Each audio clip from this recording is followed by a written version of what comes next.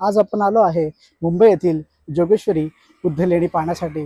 ही बुद्ध लेणी मुंबई उपनगरात भारतातील सर्वात जुनी ही बुद्ध लेणी आपल्याला इथे आल्यावर पाहायला मिळते।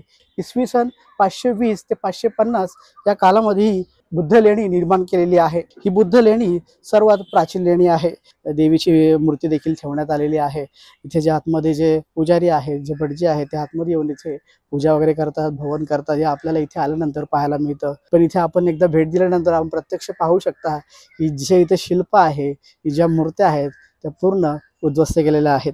या लेणीमध्ये आपल्याला हनुमानाची मूर्ती, गणपतीची मूर्ती आपल्याला पाहायला मिळते। मराठी लोक आहेत त्यांची ही कुळदेवी आहे। यावरूनच जोगेश्वरी मंदिर झालेलं आहे। या बुद्धांची जी संस्कृती आहे, ज्या बुद्धांच्या ज्या जातक कथा होत्या त्या संपूर्ण नष्ट केलेल्या आहेत। या उपनगराला नाव देखील जोगेश्वरी देवीच्या नावावरूनच नाव पडलेलं आहे।